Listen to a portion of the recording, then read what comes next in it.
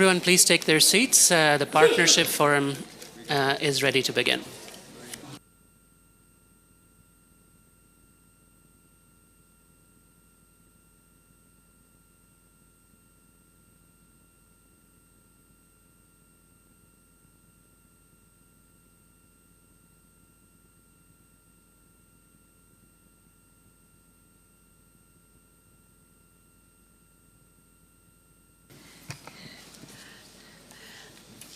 Good afternoon.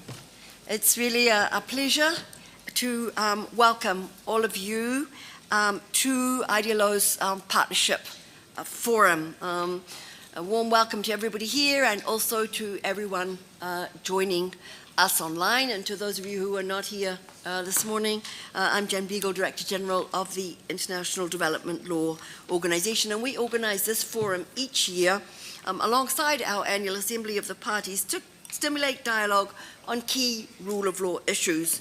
And this year, of course, has a special significance for us. It's a milestone because it is our 40th anniversary. So, as I think many of you know, over the past 4 decades, IDLO has worked in more than 90 countries, including in some of the poorest and most conflict-affected parts of the world. And our 4 decades of experience have shown us the importance of the rule of law to sustaining peace and achieving sustainable development. The rule of law serves as a bedrock upon which societies build their institutions, resolve their conflicts, and foster inclusive development. It provides the framework for just and transparent governance, ensuring that no one is above the law and that justice is accessible to all. History has witnessed that countries that embrace the rule of law experience greater stability and prosperity. The rule of law is the glue that binds communities together, fostering social cohesion and mitigating the risk of conflicts. And it is instrumental in creating an environment conducive to economic growth, attracting investments, and enabling sustainable development. And as we look ahead, the relevance of the rule of law is poised to grow even more significant. We talked this morning about the world grappling with many complex challenges, including multiple conflicts, massive violations of human rights and of international humanitarian law, devastating effects of climate change, and growing inequalities. And in these turbulent times, we can see that the rule of law can provide a compass to navigate through these waters.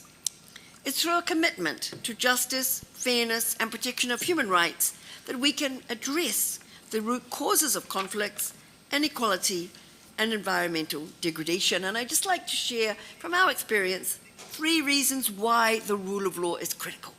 Firstly, the rule of law is critical to rebuilding public trust. It helps ensure fairness, accountability, and transparency, giving people confidence that institutions are working in the interest of all, rather than a privileged few. People-centered justice systems protect the rights of the least powerful and empower them to participate in decision-making.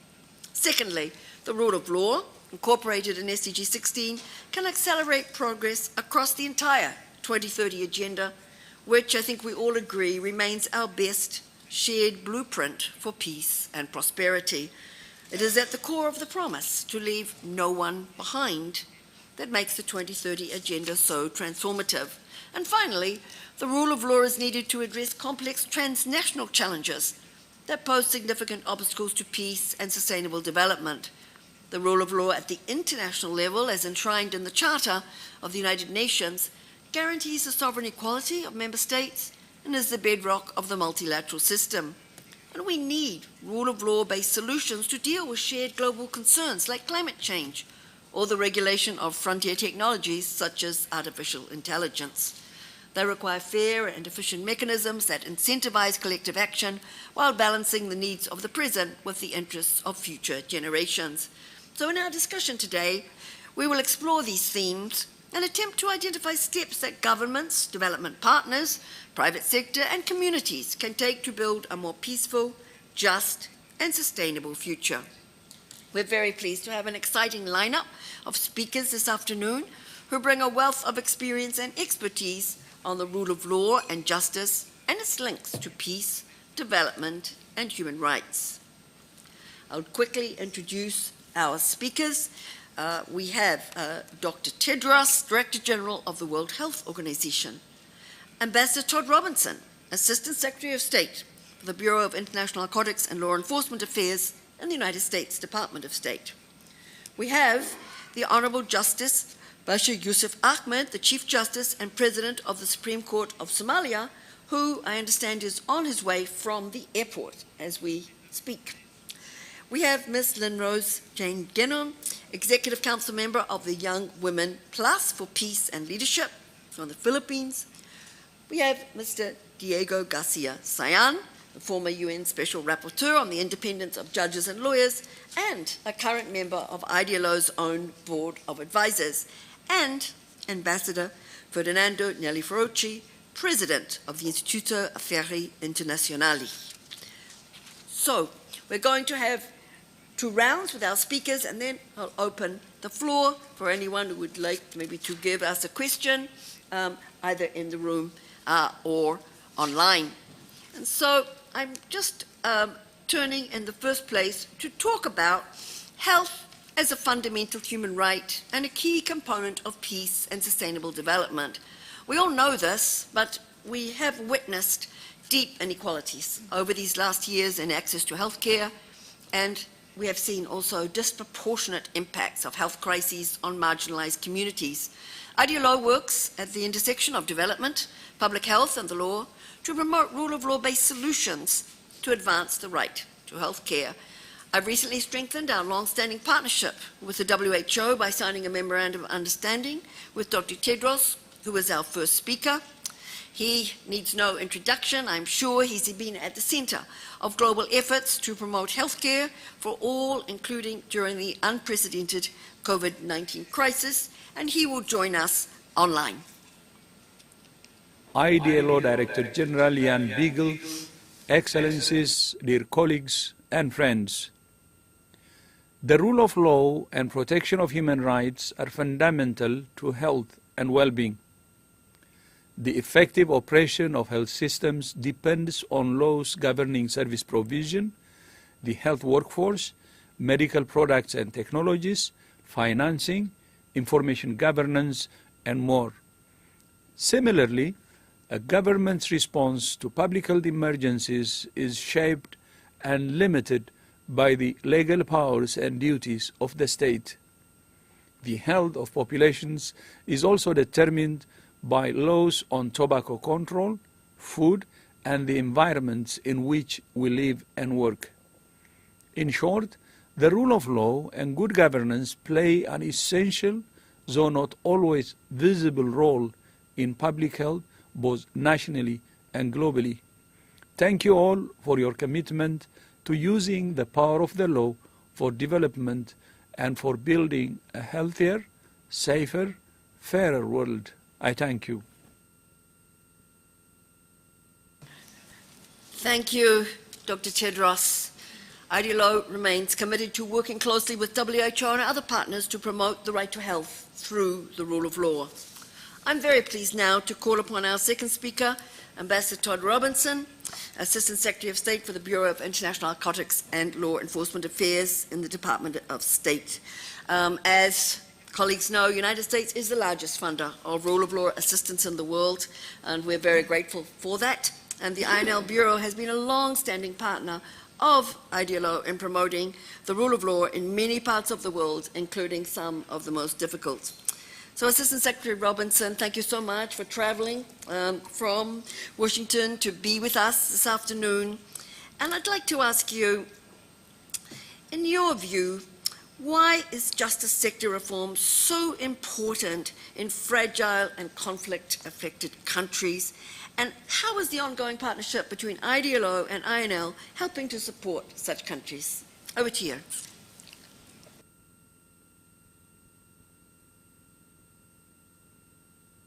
There we go.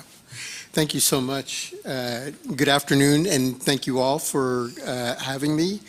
I want to congratulate and thank Director General Beagle for convening such a diverse panel to celebrate a truly remarkable 40 years of IDLO. As mentioned, for those of you who don't know me, I'm Todd Robinson, Assistant Secretary of State for the Bureau of International Narcotics and Law Enforcement Affairs. And as Director General Beagle mentioned, the United States and IDLO are long-standing partners.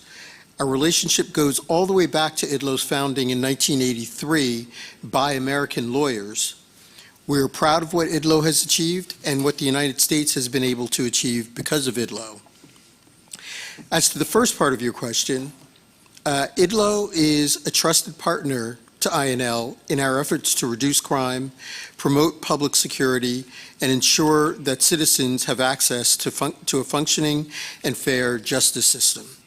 We are proud to partner with IDLO across the world, from the Bahamas to Ukraine to Burma. My Bureau, INL's core mandates include supporting governments to build effective criminal justice systems and combating transnational organized crime and illicit drugs through international cooperation. For a long time, INL focused almost exclusively on the counter-drug piece of its mandate.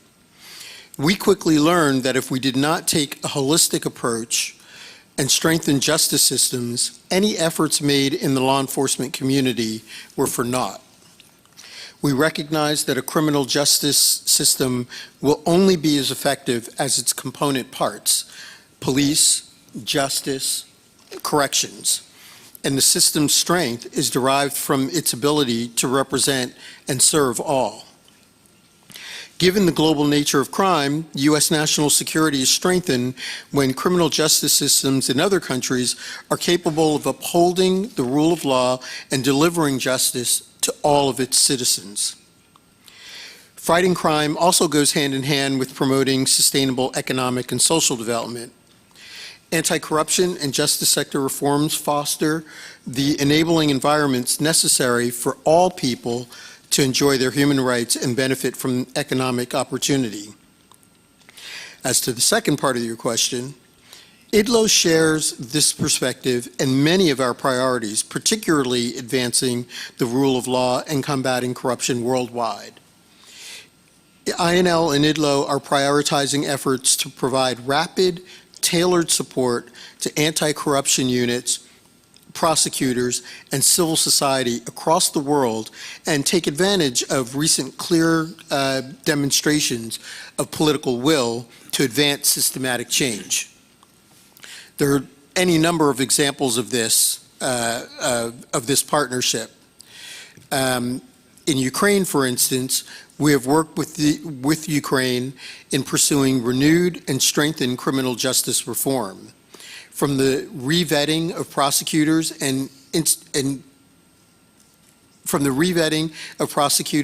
institutional capacity building within the Office of the Prosecutor General, to establishing and supporting Ukraine's three main independent anti-corruption institutions and their leadership.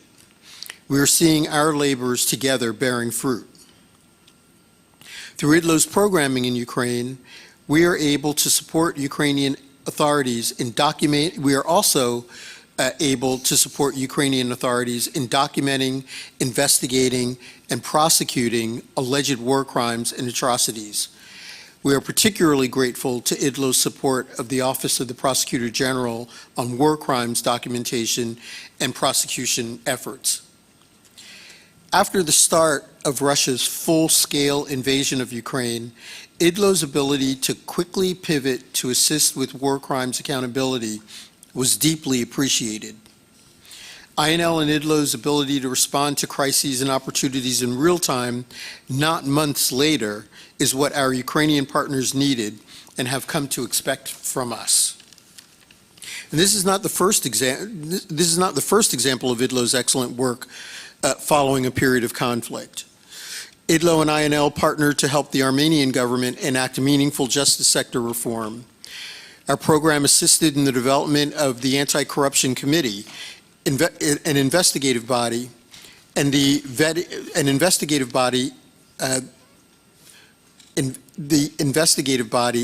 vetting of judges for the Specialized Anti-Corruption Court. We also look forward to working with IDLO in Moldova as the government there prepares to launch prosecutor vetting. But our programs in Eastern Europe are just a fraction of our global partnership with IDLO.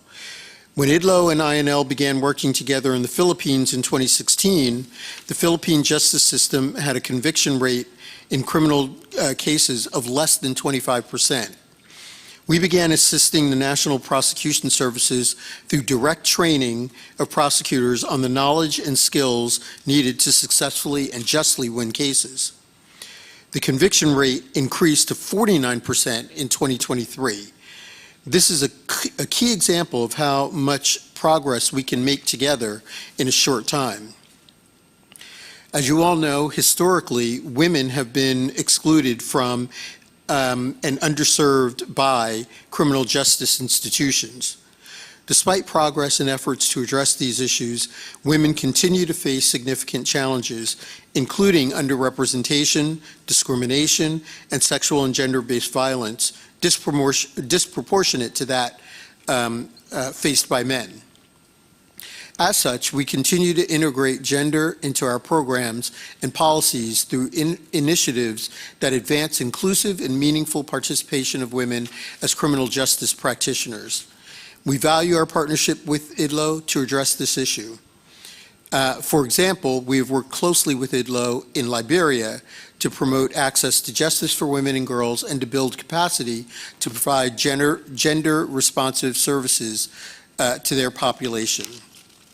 IDLO has also been working to increase gender equity in the Liberian civilian security sector by using advocacy platforms and internal control mechanisms to protect women's rights and advance their careers. IDLO has created a professional development fund and mentorship program through this effort, which will benefit women in this sector for years to come. It's partnerships like these that ensure democracies are willing and able to confront challenges. We know that when we join together, we make one another stronger, more resilient, and deliver results for countries around the world. Thanks. Thank you so much, Assistant Secretary Robinson. Todd, thank you for those remarks. I'm going to turn now to Lynn-Rose Jane Gannon. It's really a pleasure to welcome her. She's a member of the Executive Council of Young Women and Leaders for Peace in the Philippines, and she's currently working on her PhD at Queensland University of Technology in Australia, where she's researching digital peace building among young women leaders in the Philippines. Very interesting subject. So Lynn-Rose, women, young people, and other vulnerable groups often face the severest impact of violent conflict and insecurity. And as we witness violent conflicts becoming more intense and prolonged, what role can women and young people play in helping to build and sustain peace? Thank you so much, Director General. At this very moment, while I speak, women, young people, children, and other vulnerable groups are enduring the most severe consequences of violent conflict and insecurity globally. As a young woman who has been in a peace-building space for more than a decade, it is truly, truly difficult to be hopeful. However, I draw inspiration from Krista Tippett. I'm not sure if you're familiar, a renowned author and journalist, when she said that hope is a muscle, a practice, a choice that actually propels new realities into being. And it is a muscle that we can strengthen. I find that showing up here in spaces like this is practicing and strengthening hope. Thank you so much, IDLO, for having me. It's a hope that extends beyond rhetoric, an inspiration for tangible commitments, a desire for accountability in the present, and a hope for a collective vision of a peaceful, equitable, and just society where human rights are upheld. Today, I am speaking about this hope practiced in the everyday peace-building work of youth and women in conflict contexts, and how this is nurtured by care in our network, our care for each other, our care for our community, and our care for our future. Over the years, the strong and diverse youth leadership in peace building in many parts of the world showcases positive and crucial role of youth in building and sustaining peace. And this was formalized by adoption of the Youth Peace and Security Agenda. Young people engage in conflict prevention, promote peace during crisis, deliver humanitarian aid, and participate in post-conflict reconciliation processes. However, there is still a gap between commitments and their actual fulfillment when it comes to meaningfully including young people in peace processes. Despite these valuable contributions, young people face persistent barriers, including exclusion from decision-making processes, tokenization of youth, narrowing civic space, and insufficient resources. This exclusion is rooted in prevailing perceptions of young people, portraying them as incapable of making meaningful contributions due to perceived inexperience based on our age, as potential disruptors of peace, susceptible to recruitment, and inclined to engage in violence. Despite evidence, huge evidence to the contrary, these portrayals continue to shape policy and decision-making. In both my local community and those I have worked in Mindanao, southern part of the Philippines, women and youth, including young women, are the ones picking up the pieces from the rubble and rebuild and weave their community with what is left with them from the aftermath of armed conflict. Youth have always been key players and important stakeholders in the future of the negotiation and peace agreements that we have today.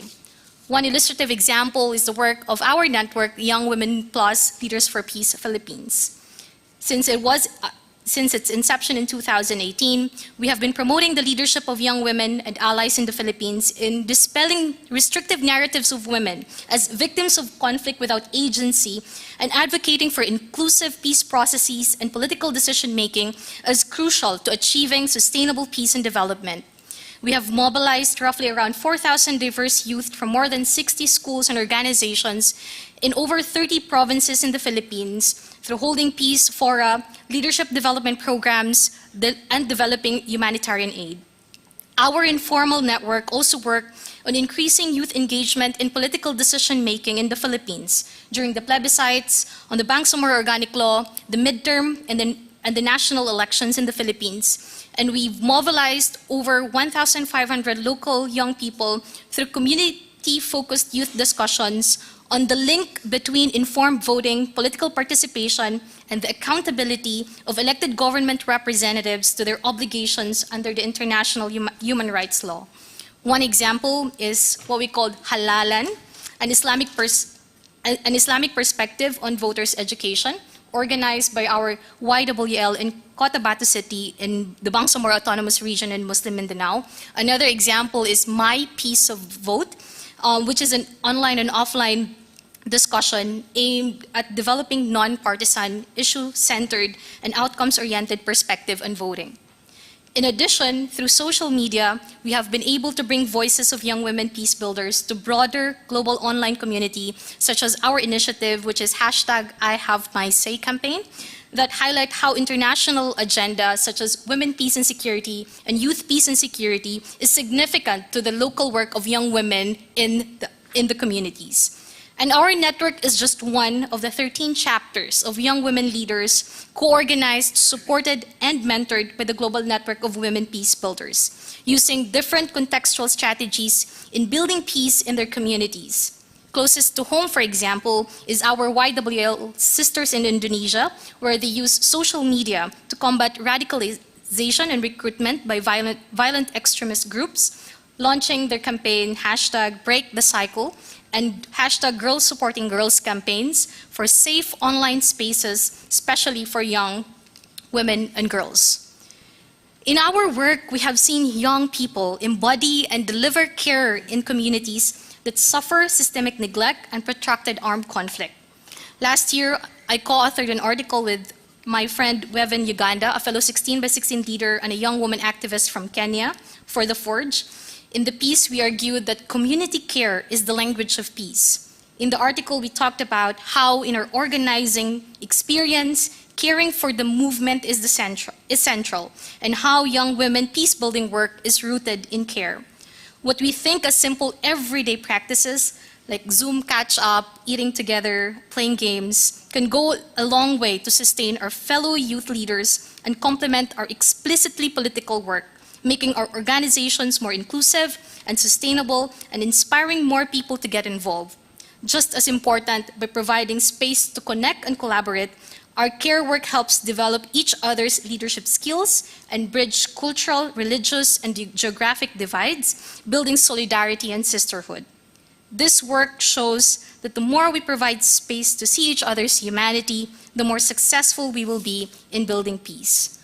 Over the years, youth have deliberately aligned their work with the national and global peace-building initiatives, employing a comprehensive and synergistic approach in their projects and programs. Building a peaceful, just, and sustainable future demands recentering those in the margins, particularly youth and women. They are largely invisible or unspoken, but their work are no less powerful. Thank you so much. Thank you so much, Lynn Rose, for those inspiring words. Our next speaker, whom I very much thank for traveling today from Somalia to be with us and coming to us directly from the airport, is the Honorable Justice Bashir Yusuf Ahmed, the Chief Justice and President of the Supreme Court of Somalia. So welcome, sir. Justice Ahmed, Somalia has been working hard to reverse decades of conflict, as well as the adverse effects of climate change and food insecurity. And you yourself have actively contributed to rule of law efforts as part of the judiciary, but also the executive and as an academic and a human rights defender. So drawing on your experience, why is it essential to ensure people's access to justice in times of crisis?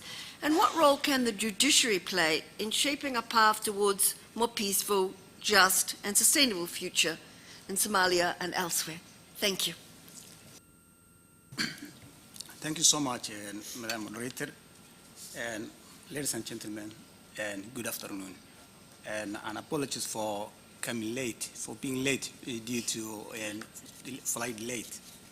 It's my great honor and privilege to participate in this gathering that brought together international partners and many personalities who take the rule of law and sustainable development very seriously. I would like to express my deep gratitude and thanks to Director General of IDLO, Chan Beagle, for inviting me to the Assembly of Parties Partnership Forum 2023. I want also to take this opportunity to congratulate IDLO for this 40th anniversary and the achievements made during this period. IDLO is an excellent partner to Somalia, and we are happy to celebrate among IDLO's friends. In times of crisis, the first casualty is often a sense of security and trust in societal institutions. It is precisely during these moments that people-centered justice becomes not only a legal necessity, but a moral imperative. To this end, the importance of ensuring access to justice cannot be understated. It is during these challenging moments that the fabric of society is tested, and the need for a fair and effective legal system becomes paramount. Today, I wanted to emphasize the vital role that the judiciary plays in shaping a path towards more peaceful, just, sustainable future for Somalia. Access to justice is not merely a legal concept. It is a cornerstone of societal stability when individuals have confidence in a system that can resolve disputes, protect their rights, and ensure accountability. It fosters an environment of trust and cooperation. In the context of Somalia, a nation that has faced its shares of challenges, a robust legal framework becomes the bedrock upon which a brighter future can be built. The judiciary, as a custodian of justice, holds the key role to resolving conflicts, addressing grievances, and promoting fairness. By providing a reliable legal framework, and the judiciary creates a sense of security among the population.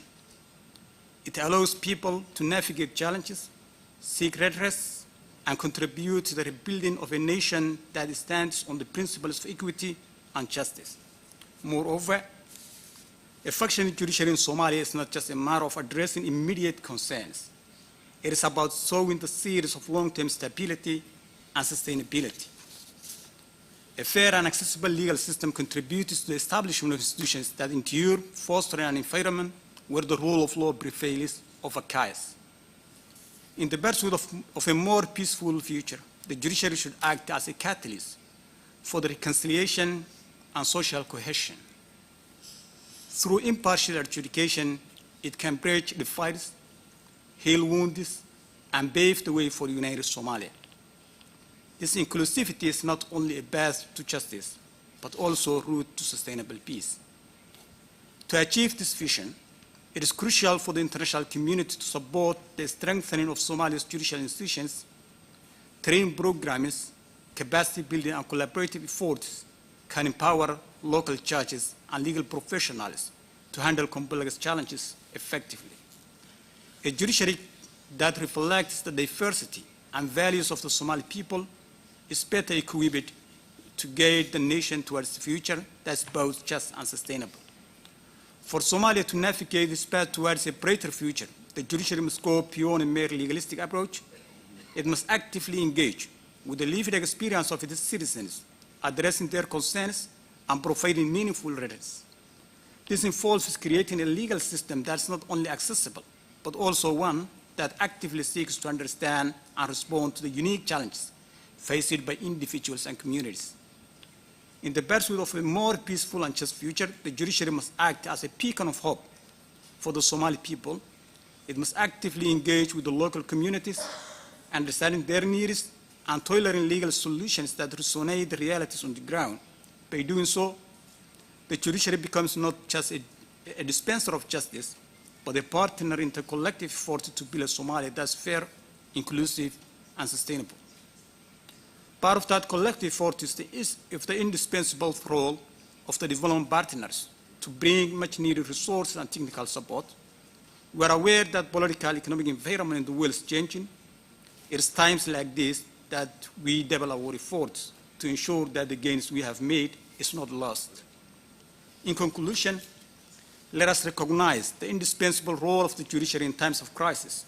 As we work towards a more peaceful, just, and sustainable future for Somalia, let us prioritize the establishment and fortification of a legal system that serves as a beacon of hope, fairness, and resilience. Together, we can build a Somalia where the pursuit of justice leads us to lasting peace and prosperity. Thank you. Yeah. Thank you very much, and we are proud to be partnering with you, Chief Justice. I'm happy now to welcome back to IDLO Mr. Diego Garcia Sayan, who is a former UN Special Rapporteur on the independence of judges and lawyers and is now a member of IDLO's Board of Advisors. He's also a former Minister of Foreign Affairs and Minister of Justice of Peru and has served as a judge on the Inter-American Court of Human Rights. So, Diego, at a time of growing authoritarianism and shrinking civic space, the independence, impartiality, and integrity of the judiciary, as we've just heard, and the legal profession is essential in safeguarding both procedural and substantive rights. From your experience, what do you consider the most pressing issues for the legal profession and judiciaries in today's world, and how can organizations like IDLO help to address them? Over to you. Thank you, Mrs. Director General. Congratulations for your election today, and thank you for all your support when I had to perform as Special Rapporteur. We organized together several joint activities to stress aspects of common goals that have to do, of course, with the UN Charter of Human Rights, along a period in which justice, as I mentioned that in one of my reports, justice has been under attack in different parts of the world. In my last report to the General Assembly presented last year was called Justice for All, a crucial goal, and that has to do, of course, not only with that goal, but with some international instruments of the UN that are crucial to have an independent and fair system of justice, because without that we will have only a fake justice. Besides the UN Charter, the 5 international instruments of the UN are: first, the basic principles on independence of the judiciary; second, the guidelines on the role of prosecutors; third, the Bangalore principles on judicial conduct; fourth, the basic principles on the role of lawyers; and fifth, the UN Convention Against Corruption. I will explain why this convention has to do directly with the matter of independence of justice. In carrying out my role in monitoring the functioning of justice worldwide during 2 terms, I have identified several challenges on justice in the 2030 agenda. Among these, 3 fundamental issues stand out. First, authoritarianism affecting judicial independence and the role of lawyers in different countries of the world. Second, the persistent attack posed by corruption and international crime on justice systems and their challenges. And finally, the challenge to have access to justice for all.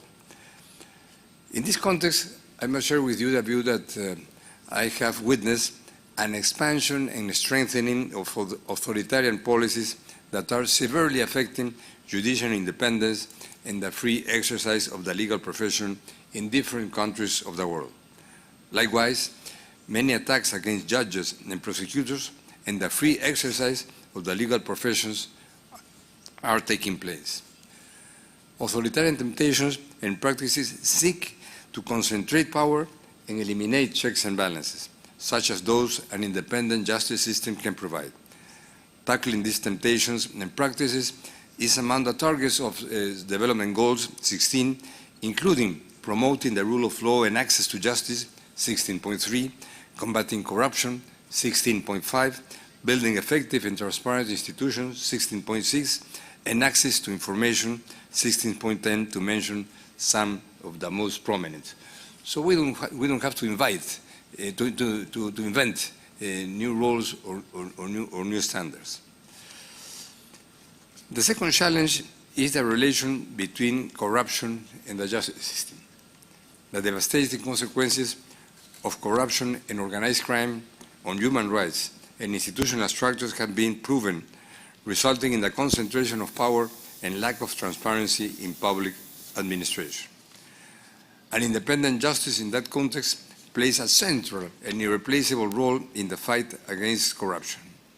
This is to the extent that it acts with independence and integrity to guide investigations, bring charges, gather evidence, and judge in a way that allows for real action against corruption.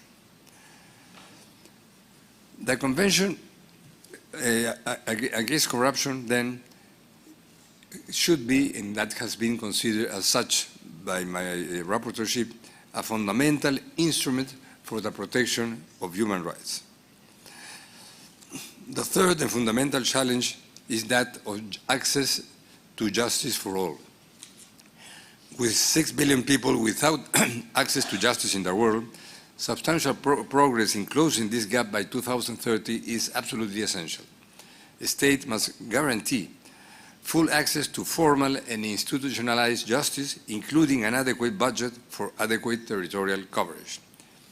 In this area of access, 3 specific fundamental issues may raise special attention. First, gender and the administration of justice. Second, indigenous peoples. And third, the use of new technologies. In my report I have presented last year in the General Assembly, I showed that women occupy a disproportionately low percentage in the upper echelons of justice systems. I therefore propose a target that by 2030, 50% of senior public positions in both the judiciary and the prosecution services should be held by women. Second, on the other hand, the 2030 Agenda aims for a world in which non-discrimination is universal. It is essential to ensure that diverse ethnic identities and not affected or discriminated against by systems of state, organization, and justice that do not take this plurality into account. Legal pluralism is therefore an essential value to be considered by justice system. I have also identified a worrying lack of presence in the representation of indigenous peoples in high courts of justice in the world. A step must be taken to ensure access to all functions in justice system, irrespective of ethnicity. Third, new technologies. Regarding the use of new technology in the administration of justice, this is being explored or implemented by several judicial systems, prosecution services, and other bodies of quasi-judicial nature. Over the last few years, and with a particular relevance after the COVID-19 pandemic, there has been a need to make more efficient use of these technologies and to advance universal access to justice using those means. To achieve this end, the range of access to justice infrastructures needs to be modernized and widened through coordination, collaboration, and communication between the various actors and the introduction of innovative justice delivery systems, including information and communication technology, ICT, systems that aim to alleviate the backlog of justice. A public-private partnership can help provide the financial resources for the necessary investment and accelerate the timelines to meet the targets set out in the 2030 agenda. By way of recapitulation, Madam Director General, dear colleagues, the three issues that could be prioritized to guide the role and decisive contribution of the international community to the fulfillment of SDG 16 is, first, access to justice as a fundamental challenge. Second, an independent and integral justice system.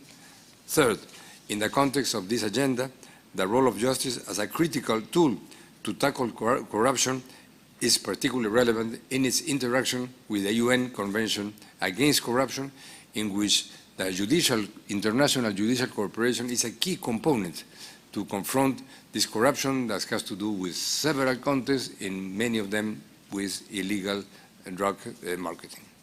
Thank you very much, Ms. Director General. Congratulations again, and thank you for all of you for hearing these comments. As former, I am not so late, so hard. It's only 1 year, so I still remember what I did as a special rapporteur. Thank you very much. Thank you very much, Diego, for your past, but also for your continuing work. I'm now turning to Ambassador Fernando Nelli Ferrucci, who is the president of the Istituto Affari Internazionali, an independent Italian think tank. And prior to becoming, I guess, an academic now, Ambassador Nelli Ferrucci had a distinguished diplomatic career, including serving as the permanent representative of Italy to the European Union. And so we are delighted to have you with us today, Ambassador. And your institute envisions, and I quote, a world of democratic freedoms and fair and sustainable development through European integration and international cooperation. So kind of building on that, how do you see multilateral cooperation addressing key challenges in pursuing peace and sustainable development? Over to you.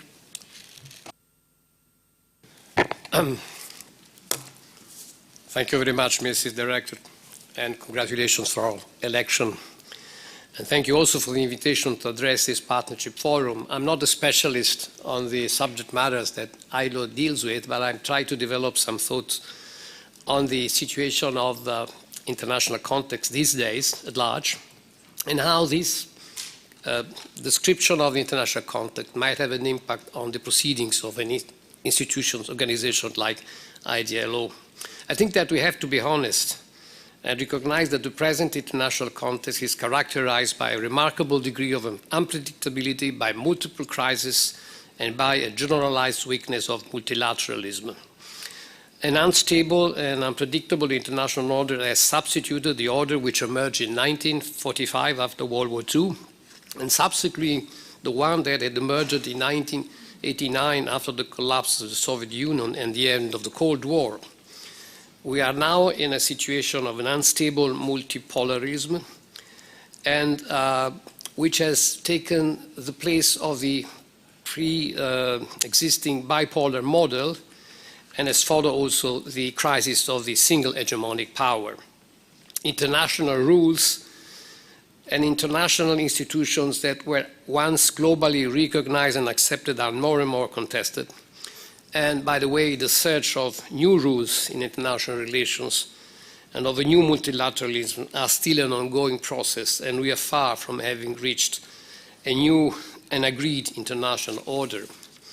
Polycrisis is the key word often utilized to identify a number of successive crises of a different nature, sometimes with asymmetric impact on the international community, which have provoked new challenges to global governance. Some of these crises, like for instance the economic and financial crisis of 2008 and 12, or COVID, are apparently belong to the past, but the international community is still coping with their consequences.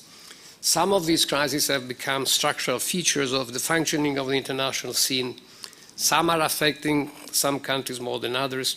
Some are considered as global, with the consequence that they need to be confronted with concerted efforts in international cooperation. However, differences often remain on the details of how to deal with them or on the distribution of costs and benefits of the respective solutions.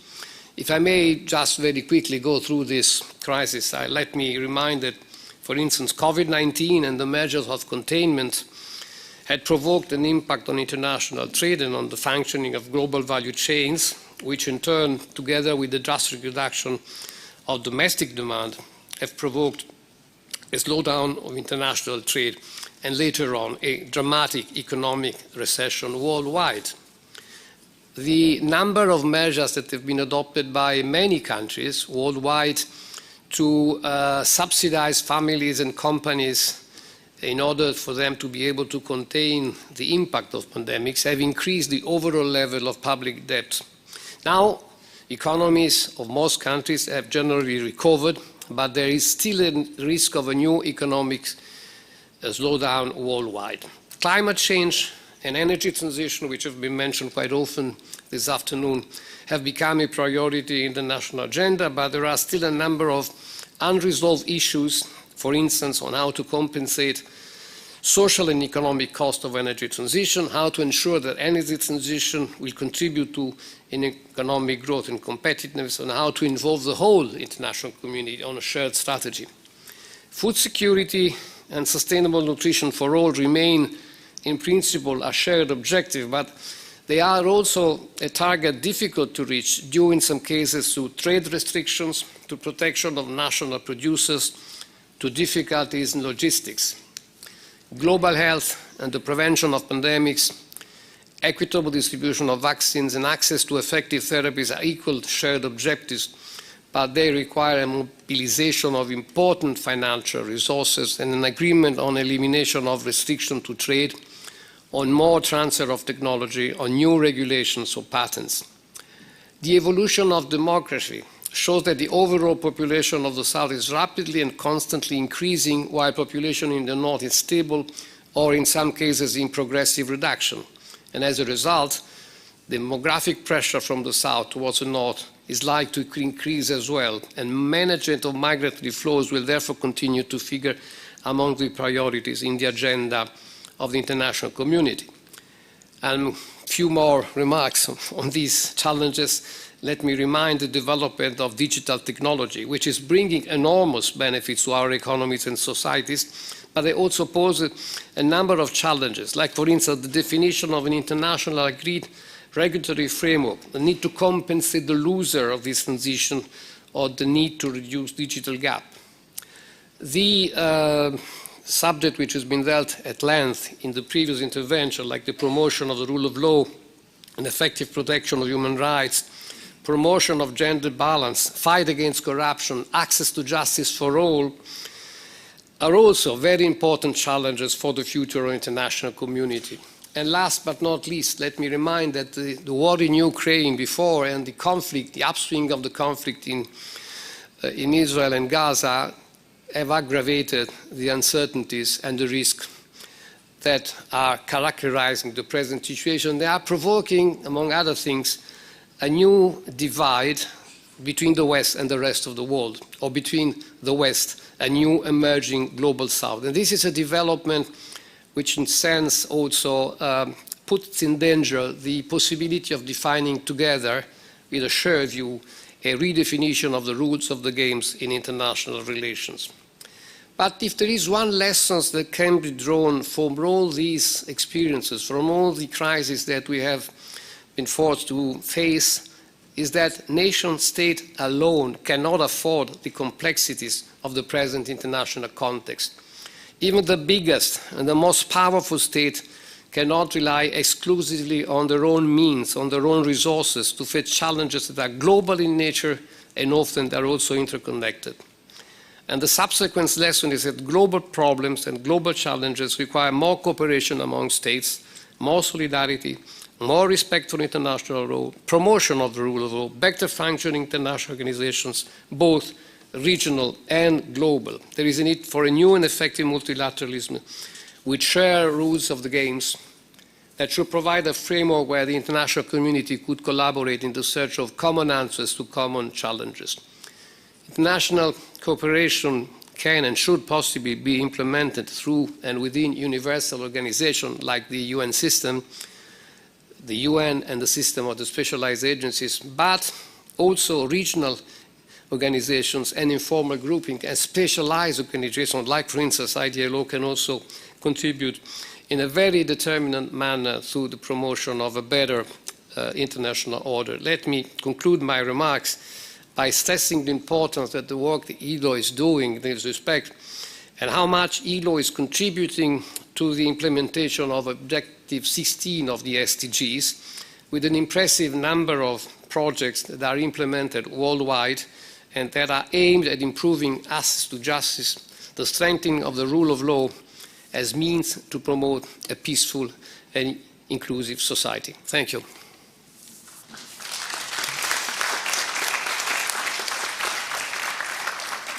Thank you so much, Ambassador. And I'm going to go to the second round, but I'm going to do it in the reverse order. So I'm going to start with you, Ambassador, again. So following on from what you are saying, in terms of the different roles that are needed to be played in these current crises, clearly there's a pivotal role for think tanks and non-profit institutes. And how do you think that organizations like these can strategically leverage their expertise to shape evidence-based solutions?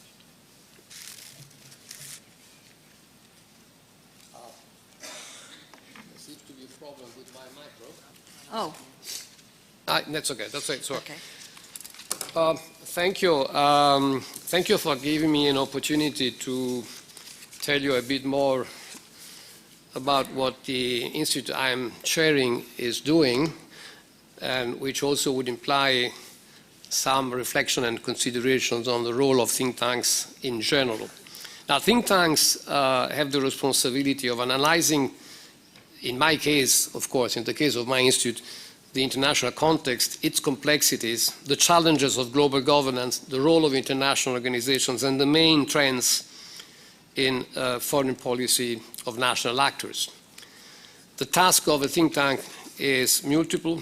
Sometimes it's interconnected. And the first one is to produce research on specific areas. It can be regional or thematic. I'll say a word on this in a moment. And the second task is that of disseminating, communicating the content of our analysis and to stimulate a debate among stakeholders. We have different categories of stakeholders and targets of public that range from the institutions to policymakers to a larger audience to politicians, media, practitioners, up to students and young people at large. And we have also a third mission, which is in our case relatively recent and young, which is training. We publish a large spectrum of editorial products, both in English and Italian. We organize public events, seminars, conferences, and we also maintain a close collaboration with other think tanks worldwide with which we share information, analysis, and data. Let me stress one point which is very important. My think tank, Istituto Affari Internazionali, is an independent and private institutions. It's not directly linked to a government, to a state, or to an international organization. It is basically funded privately through grants by our members, foundations, companies, and partly with funds provided for by international institutions, like in particular the European Union Commission. We have 4 areas of research that are both geographic and thematic. Among the regions that we cover mostly, I would like to quote Europe, of course, the Mediterranean and the Middle East, but also the main global actors in world relations and international relations. And we have a number of thematic programs, like the one on defense and security, the one on energy transition and climate, on migratory flows and their management, on international economy, on global governance, and others that I would not want to be too long. And the institute I'm chairing was founded back in 1965 by Altiero Spinelli, one of the founding fathers of the European Union. So at the beginning, the focus of the activities of the institute was mainly Europe and the process of European integration. But in the time that we have developed to the present dimension, we have developed more areas of research, more activities. We are very much attached to the quality of our research. Being an independent, non-partisan institute, this is our main asset, if I may say so. And it's a research that we present to be based on facts and evidences.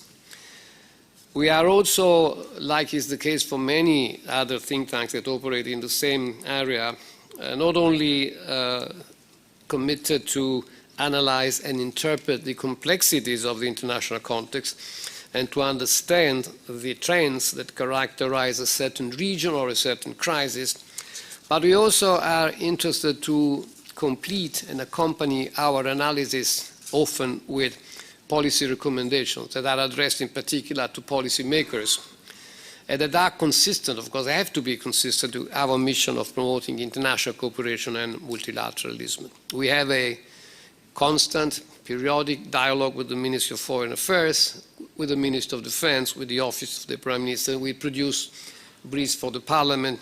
We are also in constant dialogue with our European institutions. Of course, as a think tank, we try to provide as much as possible of fact-based information and analysis. We cannot pretend to be listened and to be as effective as we would like to be when addressing policy recommendations to policymakers. This is something we have to become aware of, and we are definitely aware of. But I think that we can, and we are producing an impressive volume of analysis and research that can be useful also for the development of a better international order and to develop a reconstruction of multilateralism. If I may, a few examples of in what direction our contribution can be utilized. We have a lot of analysis that we have produced on the process of European integration that, of course, can be utilized by policymakers to address specific issues that are dealt with in Brussels in the agenda of the European Union, but they can equally be of interest in comparative terms for a better understanding of the prospects or the problems of similar forms of integration in other parts of the world. I'm thinking in particular of experiment of regional integration. We have conducted 2 years ago a research on the crisis of multilateralism that was addressed to the UN Secretary General with a number of policy recommendations that I hope they were taken into account by the Secretary General, which was meant to produce a report on one more report on the reform of the UN system. We have been working and are still working on a number of initiatives that are aimed at focusing on the functioning of national policies of development cooperation with the aim of producing recommendations that are meant to help governments and other policymakers to better understand, for instance, the effective expectations of beneficiary countries and so to define a more effective number of projects and measures. And last but not least, the one that I would quote is the regular report that we produced on the implementation of the European Green Deal, which is the most ambitious EU program for energy transition and the contours of climate change, is meant to help focus on the difficulties that European countries by the way, among other things, meet in implementation of various measures identified in that program. So thank you very much. I hope that I give you some idea of how a think tank like Istituto Affari Nazionali is working. Thank you. Thank you very much.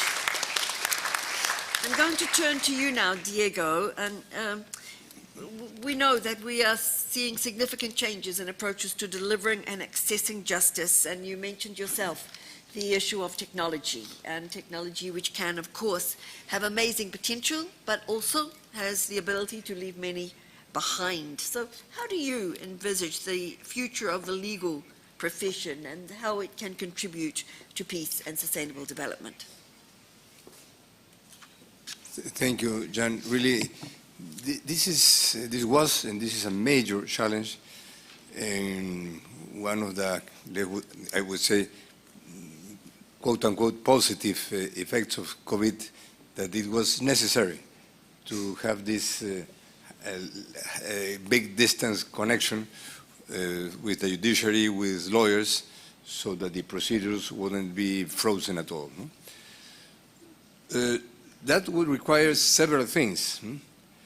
Some of them are components that are already ongoing. That means a new kind of culture. Culture in which lawyers, judges, prosecutors, and the public can understand that this process to communicate by internet and without a physical presence can work. That places a lot of challenges, because when one goes along the rural areas in countries like Bolivia, Honduras, or my country, Peru, it's common to find that not only the public doesn't have a computer, but even lawyers don't have one, and if they have one, they don't know how to use it, so to connect to the system. So that's a thing in which things could be changed in a way for necessity, but it's a fact that we must run with it right now. The second is that the infrastructure for telecommunication is very poor in several countries. Everybody is waiting that the government places more of its investment, that is not always possible because of the limited resources. So a kind of combination, private-public resources seem to be absolutely crucial and absolutely necessary to follow up in this creation of this new infrastructure. And thirdly, perhaps imagining changes in the procedures, lengthy procedures that are prepared to work in the old-fashioned system that doesn't mean too much. But in the middle of these challenges, one can find extraordinary responses in certain countries, and I will ask for some help for a translation of a word. But some weeks ago, I visited the way in which the Superior Tribunal of Brasilia is working, in which they have thousands of new files that goes inside their offices each week.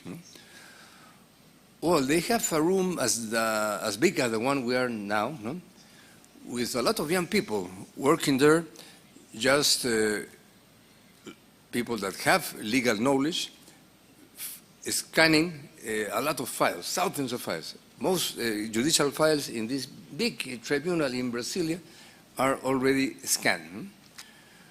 Well, all these fantastic young people that are working full-time there, I don't know the word in English, none of them can speak. They are deaf and speak. What's the word for it? Yeah? They are mute. So one say that first, they were really fantastic what they were doing. Second, all of them looked enthusiastic and positive about their activity, their identity. They have finally a space in the society so to work with minimum resource.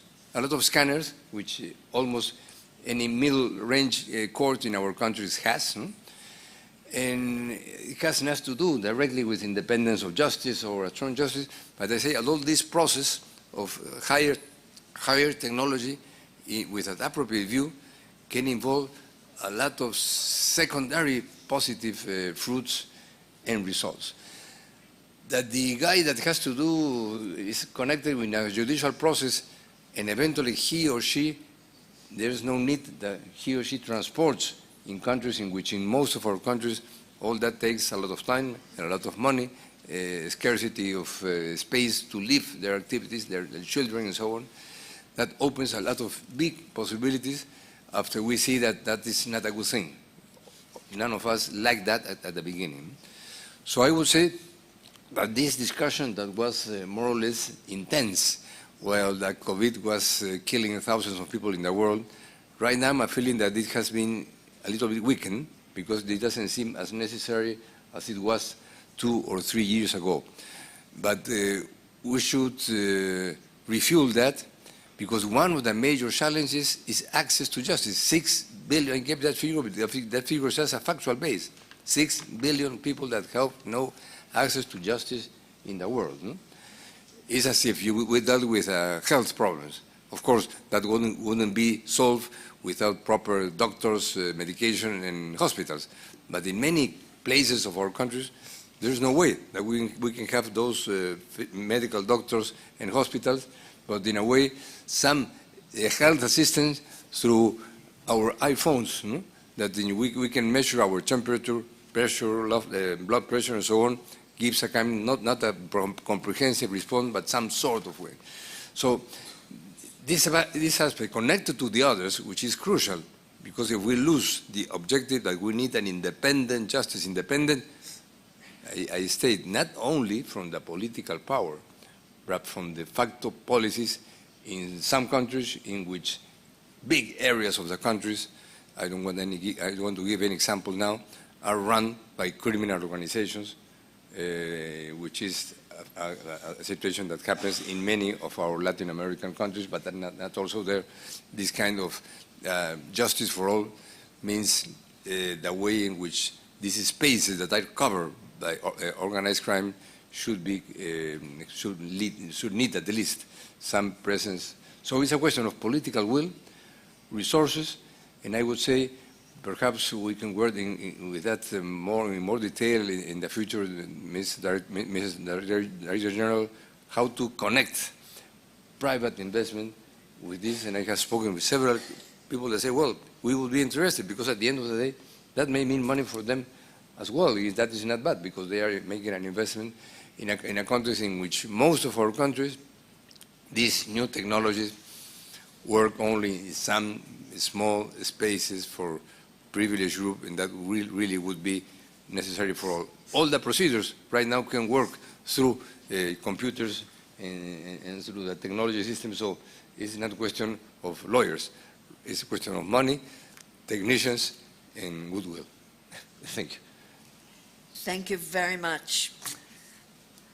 Justice Ahmed, we've been talking about a little bit about diverse justice structures, and in Somalia, we've been partnering with you on alternative dispute resolution centers that I think have helped to strengthen climate justice and ensuring access to justice for survivors of gender-based violence, for example. So how could working with diverse justice structures contribute to promoting equal access to justice for all? And how do you see this kind of partnership between national governments and international organizations and others contributing to this? Thank you so much, and again, for this pertinent question. And to begin with, Somalia have a plural legal system where there are 3 justice systems, and to name it the formal justice system, the Sharia law, and the customary legal system, which operate side by side. As a developing country on a pathway out of fragility, one of the challenges is the high cost of a state justice service, composed of the police, the prosecutors, the courts, the prisoners, and the legal practitioners, and the lawyers. As a result, these services are often confined to the urban areas. Outside of urban areas, customary justice system predominate. Our Constitution also recognizes the role of the customary law with some limitations. I believe that working with diverse justice structures in Somalia certainly promotes equal access to justice by ensuring representation and inclusion of various communities. Integrating alternative dispute resolution into Somalia's justice landscape involves establishing mechanisms that complement the formal legal process. One key advantage of ADR, alternative dispute resolution, is its adaptability to diverse cultural norms and practices. By incorporating traditional dispute resolution methods within the legal framework, the Somali system becomes more inclusive and resonant with the communities it serves. Training local mediators and arbitrators with an understanding of both formal legal principles and community-specific dynamics is essential. This ensures that alternative dispute resolution practitioners can navigate disputes while upholding the fundamental legal principles and respecting the cultural norms. Moreover, community engagement in the design and implementation of the ADR process is critical to building trust and acceptance. The benefits of the alternative dispute resolution extend beyond cultural sensitivity. It offers a faster and more cost-effective means of resolving disputes compared to the formal litigation. This efficiency is particularly significant in a context like Somalia, where resources are limited and the formal justice system faces challenges in terms of capacity and accessibility. Having said that, to ensure that the constitutionality of the ADR system, the jurisdiction should not extend to serious crimes that is under the exclusive jurisdiction of the formal justice system of the country. To ensure that this is adhered to, the judiciary has been collaborating with the Minister of Justice and Constitutional Affairs, with the technical and financial support of international partners, including in IDLO, in creating referral pathways for such cases that oftentimes come to ADR centers. In conclusion, incorporating alternative dispute resolution into Somalia's justice structures requires a comprehensive and collaborative effort. By merging traditional and formal approaches, tailoring solutions to local contexts, and emphasizing community participation, the result is a justice system that is not only legally sound, but also accessible, efficient, and rooted in the values of the diverse community it serves. I know IDLO has done its best to ensure women are meaningfully enabled to become adjudicators within these ADR centers, and we are grateful for this. I thank you so much. Yeah, thank you so much. Let me move now to Lynn Rose. And we've talked about diverse stakeholders. You talked about the importance of harnessing the expertise and resources of all of those in society and creating a shared vision and commitment. And what do you think are the best measures to put in place to ensure that partnerships for peace and sustainable development are truly accessible and inclusive, particularly with respect to groups which are often marginalized or vulnerable in many societies? Right, thank you. Echoing my fellow speaker earlier when he said that inclusivity is a path to justice. It's not only the path to justice, but also the foundation of sustainable peace. So I'll start with inclusion. Inclusion of young people's voices and perspectives is imperative for the achievement of sustainable peace. To this end, I have 3 key set of recommendations based on a recently completed participatory research that I was part of with Global Network of Women Peace Builders titled Bridging or Breaking the Silos, Young Women's Leadership in Peace Building and Humanitarian Action. And first set of recommendation pertains to meaningful inclusion and increased investment in youth. And this includes ensuring that young people's expertise and vision for peace are integrated into the development of regional and national action plans and roadmaps. And this allows for equal partnership between youth and other stakeholders. And also investing in youth leadership development and capacity building providing training and skills development opportunities for young people, particularly young women, in areas such as conflict resolution, peace building, humanitarian action, and leadership. This also includes providing support for young people, particularly young women, who are victims of violence and exploitation, such as through access to medical and psychological care and legal assistance. This also includes making consistent funding mechanisms more accessible to youth-led organizations, funding mechanisms that are less focused on reporting and more focused on delivering and strengthening recipients' financial management capacity, and ensuring and expanding young women's access to gender-sensitive and age-appropriate education that incorporates modules on peace, gender equality, and women's rights, and also creating alternative education pathways for young people, especially the most marginalized and hard to reach, and to bridge divides among them and create a foundation for strengthening their agency. And as my previous fellow speaker was talking about the digital divide earlier, allow me to add that addressing the digital divide and the gender gap within this divide, which hinders young peace builders, especially young women, from participating in critical online meetings with national and global policymakers. And we can do this by guaranteeing that reliable, safe, and affordable access to the internet to young women. And also looking closely to the power dynamics in the digital space, which requires a departure from looking at the digital technologies as just tool, but looking into the interplay of software, hardware, and social practices is very crucial in understanding what kind of youth agency is in the digital space. And this includes ethical considerations on responsible use of technology, safeguarding privacy and security, and digital inequality. The second set of recommendations is on increased youth leadership in higher decision-making positions and providing spaces for intergenerational dialogue. And I'll start with emphasizing building trust between youth and governments to help strengthen institutional spaces for youth participation by creating accessible platforms for sustained interaction and dialogue to build mutual trust and understanding and dispel negative perceptions and promote social cohesion. And this also includes promoting the active and equal participation of young people, particularly young women, in decision-making processes at all levels on the design and implementation of peace programs, with their diverse experiences are recognized and where they have power to shape decisions and design of peace-building strategies, and that their contributions are not commodified. This also includes increasing and sustaining participation of youth in coordination mechanisms and ensure that their participation moves beyond ad hoc consultations. And lastly, to promote intergenerational dialogue, partnership, and co-leadership to ensure the meaningful participation of young people.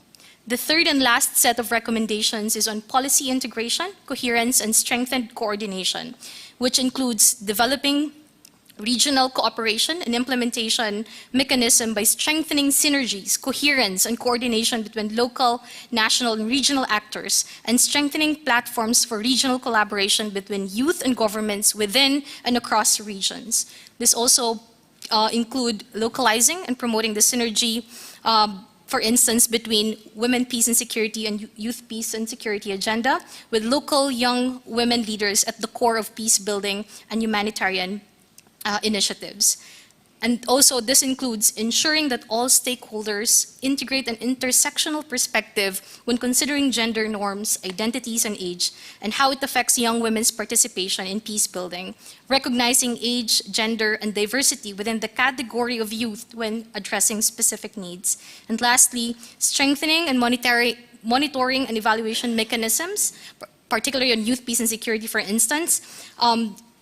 It can be used to leverage, to monitor and report on human rights abuses in the regions, and particularly those that affect young people, and advocate for accountability for those who are responsible. So those set of recommendations, like what I said, centers on meaningful inclusion, increased youth leadership in higher decision-making positions, and policy integration, coherence, and strengthened coordination, which requires us and invites us all to work together. Thank you so much. Yeah, thank you so much. And Assistant Secretary Robinson, we've heard, and you know so well, that corruption remains a pervasive issue on a global scale. undermining economic growth, and particularly eroding trust in public institutions and perpetuating inequality. And the United States has made anti-corruption a major government priority and will host the upcoming conference of the states parties to the convention, United Nations Convention Against Corruption next month in Atlanta. So why is fighting corruption so important, and what is the role of the justice sector?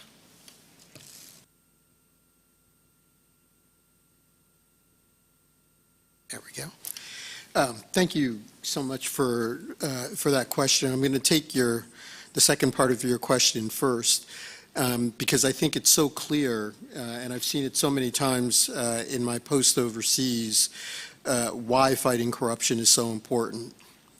Number one, it's important because it's harmful to our societies, and both harmful and destabilizing to our societies. It's important, number two, because it's particularly harmful to marginalized and the least supported members of our societies. Number three, it weakens institutions that are the bulwark of our democracies. Number four, it's important to hold particularly public officials accountable. And why is the justice sector so important in all of this? It's important because when done well, it gives certainty that the playing field for all, the marginalized and the powerful, will be equal.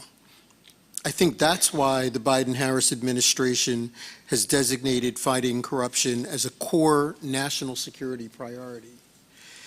As you mentioned, we are hosting the 10th session of the Conference of State Parties to the UN Convention Against Corruption, or UNCAC-COSP, this December. The COSP is the premier multilateral forum to bring governments together to address corruption issues and to build consensus on emerging themes and challenges. The U.S. is proud to have helped develop the UNCAC, which now guides anti-corruption efforts in 190 countries, in partnership with colleagues from across the U.S. government and many of your governments as well. To continue to make progress, the United States will also host several events around the COSP to ensure civil society, academia, young change makers, and the private sector have ample opportunities to share their perspectives. This December will mark the 20th anniversary of the convention, so it will be a meaningful time to reflect on progress we've made in the fight against corruption over the past 2 decades, and a chance to take stock of the challenges facing us as we look ahead. Every country faces challenges with corruption. The UNCAC-COSP represents our commitment to continue to face these challenges head-on. We believe that by holding each other accountable, we can succeed. And I want to encourage you all to work with your respective countries or organizations to attend, whether in person or remotely. Spread the word about it. It's going to be important. Thank you. Yeah. Thank you very much, and we look forward to that very important conference. I'm now going to open the floor for those who would like to ask a question to the panel, either in the room or online. Just take a small number, and then I will give back to the panel for one last minute. Each can either answer a question or give a last thought that they would like to keep with the audience. So, if anyone in the room would like to, I see the Netherlands, and I see the representative of Turkey. I see, sir, you tell me, sorry, South Sudan, and I see Professor Kaniva. Yeah, so there are 4 in the room. and then I think we will have one from online, and I think that's a good number in the time that we have. So please be very brief so that we can have a final word from our distinguished panel here, and I'll give the floor first to the representative of the Netherlands. You have the floor, Valentin.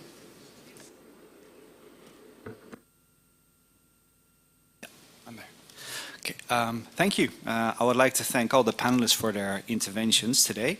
My name is Valentin Wortelboer from the Netherlands Ministry of Foreign Affairs. So in today's world, we see that the challenges are increasing in the area of SDG 16, with armed conflict, growing inequality, a growing justice gap, lack of public trust, decline in the rule of law, climate change, etc., etc.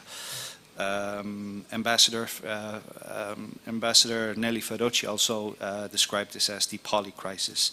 At the same time, we note that there are limited resources that we have available with competing demands for these resources. Therefore, my question for the panel is, where does the panel see the available resources are to be best invested in order to generate the most critical development impact to address the most pressing needs ahead? Thank you. Thank you for that question. I'm going to give the floor to a representative of Turkey.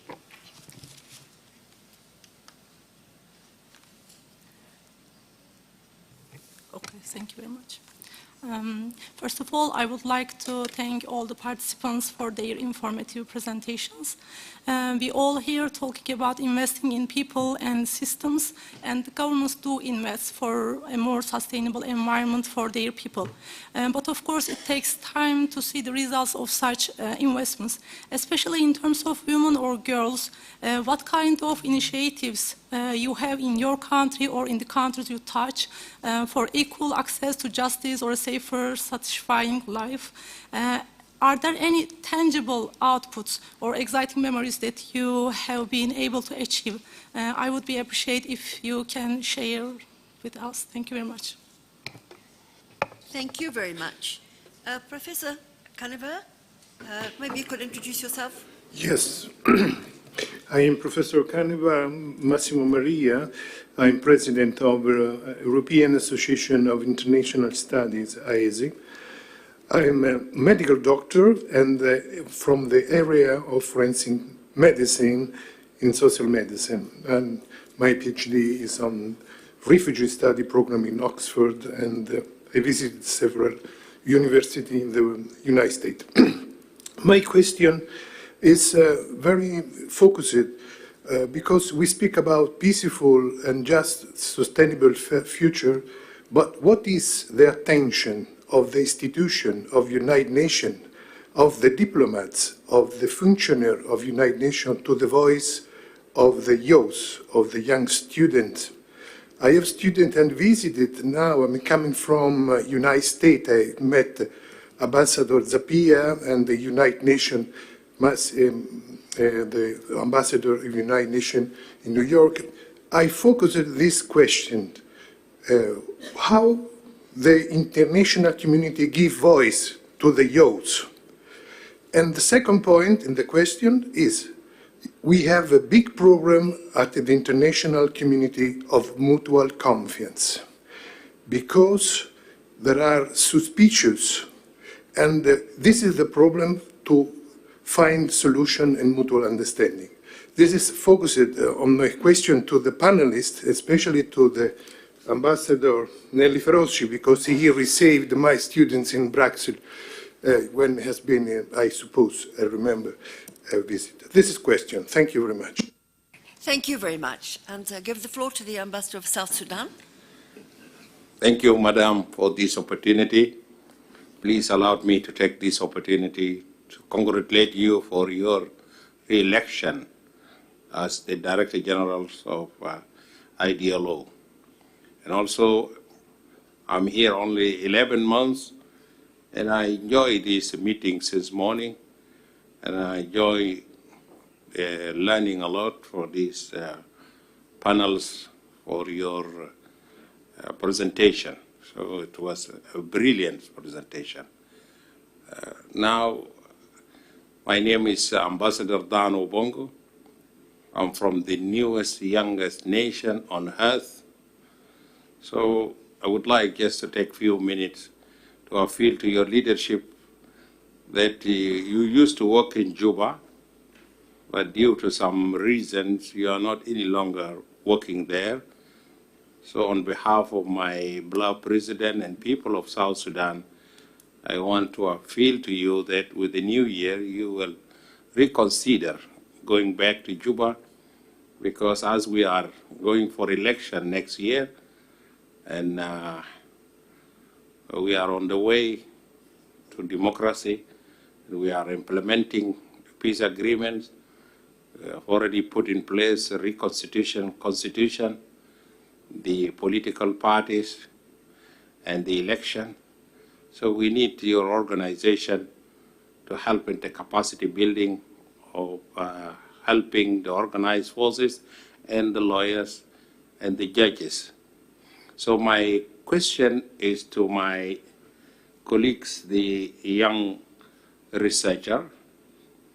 I don't know, in your research, have you connected youth or girls or women with unemployment, law and order, and poverty?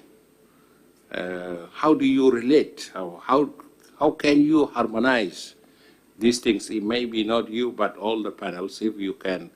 How can you harmonize? In some African countries, these youth are being utilized, and because of poverty, they cause a lot of problems.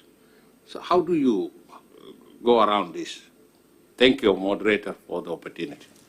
Thank you so much. I think we have four quite diverse and interesting questions there, and I'm going to give the panelists the possibility to answer to whichever of them they would like to choose, and ask each of them to maybe keep to 2-3 minutes each for a final. And I am going to start with you, Lynn Rose. I wish I can provide a very simple answer to the complex questions being raised. On the question on where does the money go, I think investing in local action, put the money where the work is.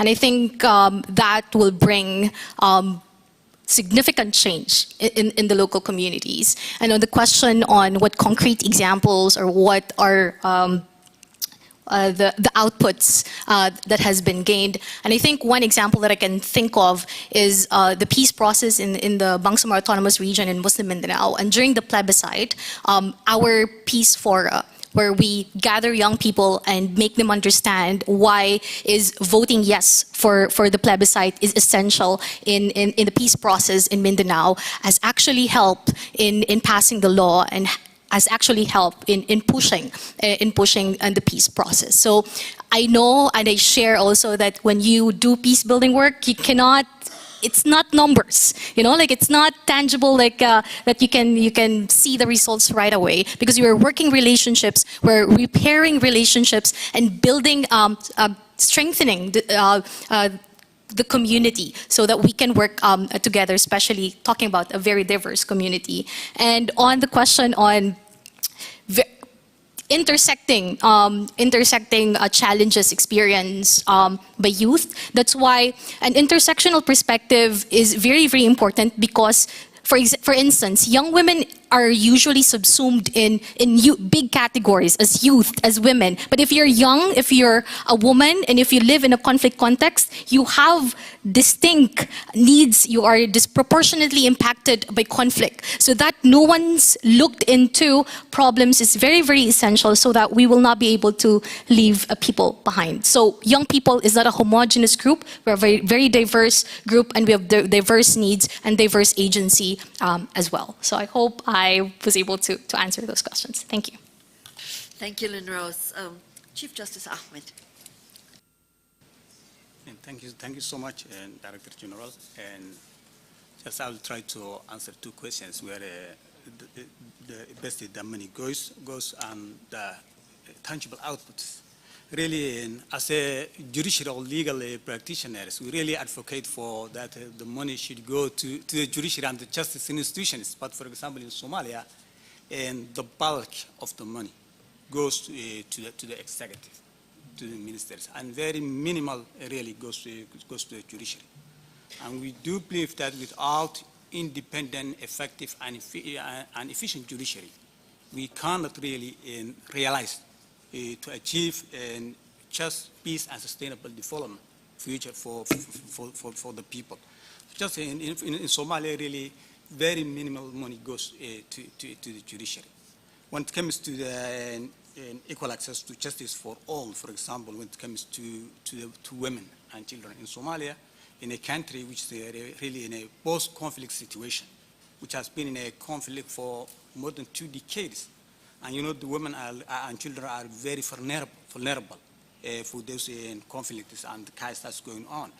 So in Somalia, there are a few steps that the government has taken, like in enacting a gender-based violence act, although it's not passed by the parliament yet. It's with the parliament yet, and hopefully it will be passed soon. Also, the Minister of Human Rights and Gender has developed a gender-based gender policy, which is passed by the cabinet. So really, also about the judiciary, we are really advocating for the enactment of that act. Thank you so much.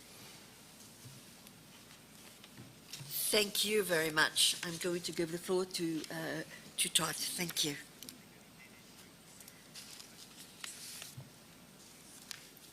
Thank you so much. I think the question from my colleague in the Netherlands is particularly important because it focuses on resources or lack thereof. And I think this is precisely why many would argue that the fight against corruption and the fight for judicial reform is so important around the world. It's precisely because corruption saps the resources of the state and affects marginalized communities directly that we have to focus on, that I would argue we need to focus our scarce resources on focusing on this fight against corruption. You know, I have lived in countries where I've literally seen corruption kill. When you're looking at women and children who don't have access to medical care in a country because they can't get the drugs, or the hospital that they're going to doesn't have the drugs. It's just heartbreaking to see. So I would argue, I would say that whatever limited resources we have, we focus on supporting our judicial systems, which are the bulwark of our democracies, and fighting against corruption every day because it affects people directly every day. Thanks. Thank you very much. Diego. Thank you, Jan. Really very important questions. I don't want to repeat what my colleagues have already said. I agree with all of that. But the first challenge is to have an available justice system, which means that youth, indigenous peoples, people speaking other languages than the major language in the country may have access to that justice system, which is a main cultural question in which discrimination should be completely deleted as a possibility in the building of a justice system. Second, justice systems following critical situations of internal war, dramatic social strifes and conflicts, in which the key responses should place an accessible justice and a justice that deals properly and positively with the past, looking to the future. And I imagine an example that I have followed very, very closely because I was involved in representation of the SG of the UN in the appointment of the members of the Transitional Justice in Colombia after more than 3 decades of internal war between the state and different guerrilla groups, especially the FARC, F-A-R-C. a new judicial system was built after a Truth Commission prepared its own report. It doesn't establish a model, but a kind of good example to take into consideration. And this transitional justice system is performing today, and people can watch that on the TV every day, an extraordinary job that has to do first with justice and at the same time with reconciliation. And why? Because in the exchange of a sort of pardon, the peace agreements was adopted. There are, for instance, members and leaders of the FARC that describe very openly the way in which he, for instance, in this example I was thinking on, he had a responsibility to give food every day to an entrepreneur that was kidnapped some 3 years ago by the FARC. And that process was precisely described, and he openly said that he and his colleagues were repentant of that. In the other side, high-ranking officers of the army that told the story of how they had to fulfill certain quotas of people killed in the battle, so that they eventually began with that. In Colombian it's called falsos positivos, the fake positives, to present a former FARC combatants innocent people. And that was placed, and that was a sort of justice and a piece of reconciliation, that a process that was fantastically built there. So let's open different possibilities of justice after critical situations that are eventually passed, after internal wars, big climate crisis, or whatever, but that with one absolutely indispensable component: to be independent.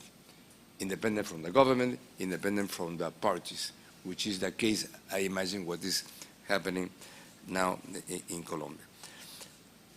There's a third component that always raises questions.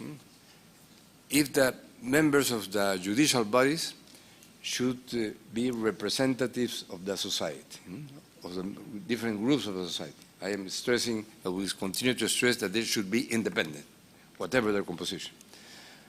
But there are the idea that there should be quotas of different ethnic groups. There should be things like that. I am not enthusiastic about that. I would stress that the need that women are appropriately present, and young people as well, in the way that in the mean that all of them are independent as a soul. But I will continue to stress, and I really what Ambassador Robinson has just mentioned about corruption as a priority. How to deal efficiently against corruption is a big question. Of course, you need to choose the appropriate people. You need to fix certain requirements. You need a body that makes the selection process is not corrupt as well.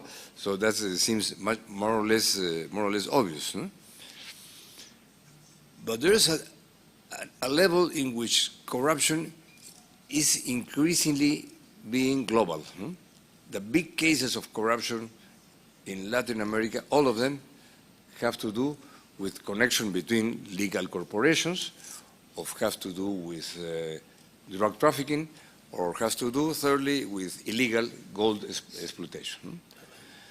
So the professionality of the guys in that positions should be not only very clear and substantial, so the selection process must be special.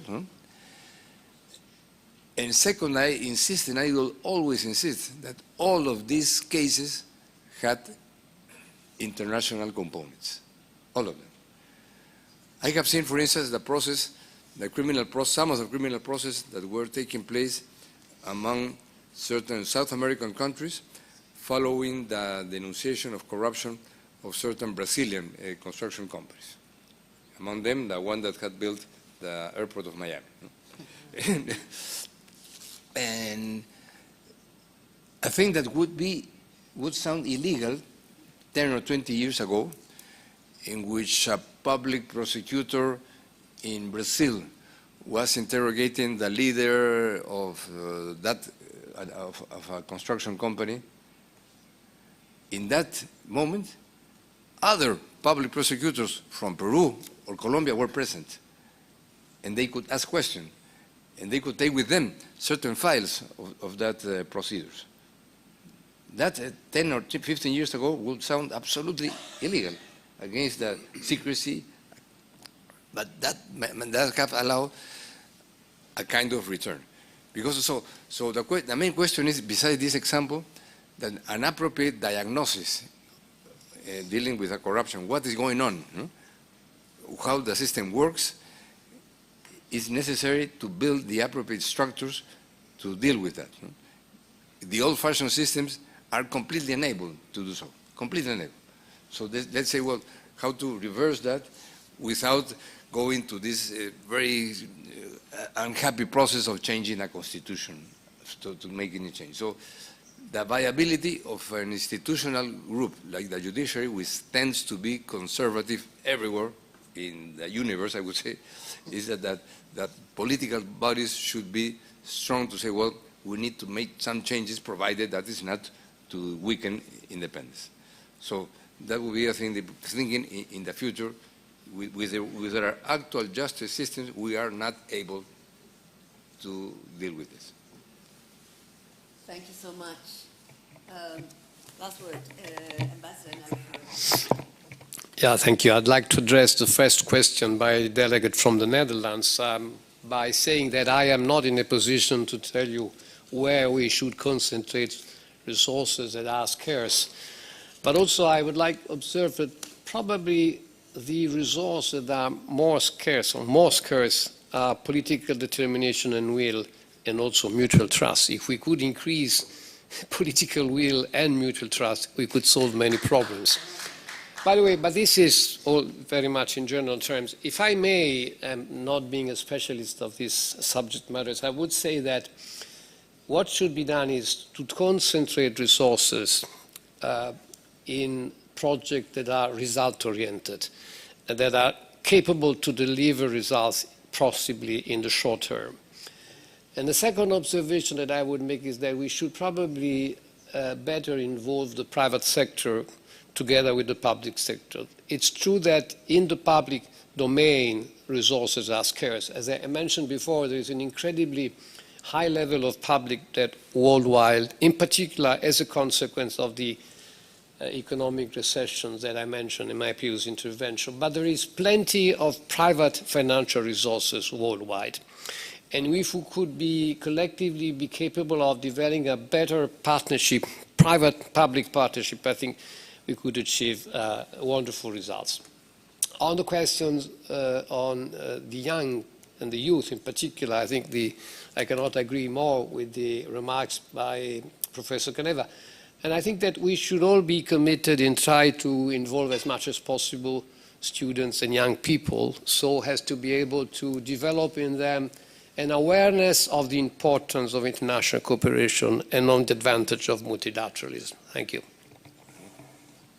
Well, thank you so much. I think it's been a really fascinating afternoon. I'm grateful to all our panelists, Dr. Tidros, Assistant Secretary Robinson, Justice Ahmed, Lynn Rose Jenner, Diego Garcia, Sayan, and Ambassador Nelly Feroci. And I thank to all of you who've joined us today, including those who've been online. And I'm not going to sum up because I think we all have our own takeaways. I mean, we just maybe give a few takeaways that I have from this discussion this afternoon. And I mean, as we heard this morning, it's very clear that the rule of law is confronting severe pressure from multiple crises, and this poses major challenges to both national governance and global governance. But I think we've heard some solutions, some ways forward this afternoon. I think that one of them is clear, that what we are looking for is really people-centered approaches that are grounded in rule of law and human rights and principles of equity and equality and non-discrimination. And we've heard a lot about holistic approaches, that we've really got to move to greater collaboration. Not easy in our very polarized and divided world, but absolutely essential. We've really got to look for whole of society partnerships. We've got to look at how we bring together our traditional systems and our formal systems. We've got to look at how we bring together all the different groups in our society, public sector and private sector, but in particular women and youth. And I think this has been emphasized by all the speakers, so important, the involvement of women and youth. And I would say at all levels, and particularly has been emphasized in leadership levels. And we need to do this in order to build greater trust in our societies. I think everyone has talked about that. Everyone has said that we've got to put people at the center of our systems, that that's what empowers them. And as the Chief Justice said, justice systems must actively engage with the lived experience of their citizens. So this is not, justice systems must be independent, well-resourced, we hope, but also they must listen and they must be accessible to their citizens. I think we've heard a lot about innovation. We've got to think of new ways of doing things. The old ways, as Diego said, they don't work anymore. We've got to use technology, but responsibly. We've got to share best practices. We've got to analyze, use the evidence, as Ambassador Nelly Ferrucci mentioned to us, and we've really got to address the corrosive effects of corruption and transnational crime, as both Todd and Diego have emphasized, particularly to build trust and also to create level playing fields in societies.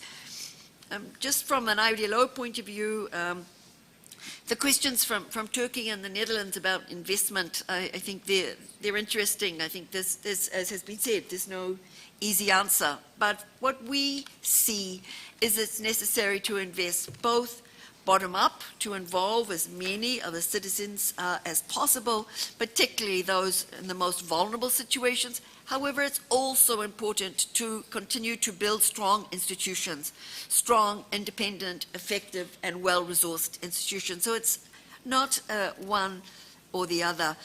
The representative of Turkey asked if we had some memories of work, particularly with women and girls. And I just would like to say, in addition to what I said this morning about working with women and girls in Afghanistan, just on a very internal level for IDLO, we have been through quite a process. Bringing our staff back to work in the office and then having different restrictions being brought in. And just recently I received a video from a number of our national Afghan staff who were women, and they were just so happy to be working in the office. Then they said it was so important for them and for their families. And I think that this is something, it's just so important that we do provide support to women and girls. So if I'm also asked about investment, it's my personal bias maybe, but I do believe that there's an amazing multiplier effect for investing in women and girls. So in conclusion, I would say on our 40th anniversary, we are pleased to reaffirm our dedication to working with all of you, to supporting partners to strengthen respect for the rule of international law and for the rule of law generally, and to building more peaceful, just and inclusive societies. We will continue to look to create platforms at national, regional, and global levels. Particularly, I hope that we will be able to look forward to see you all at our SDG 16 conference next year. I know, I showed you a video this morning of our flagship event, which is organized together with the government of Italy and UNDESA. Very happy to have a representative of DESA with us today, and thank them for our partnership. I liked what Lynn Rose said about hope being a muscle, and that with practice, we can strengthen it. The more we use it, the stronger it will get. So I'm hopeful that we, working together in partnership with all of you, can really tackle the shared challenges in front of us and accelerate progress towards the entire 2030 agenda. So I thank you for being with us today. All of you, some of you have been here all day, those of you who have joined us this afternoon, and we look forward to continuing to partner with all of you. Thank you so much, and good afternoon.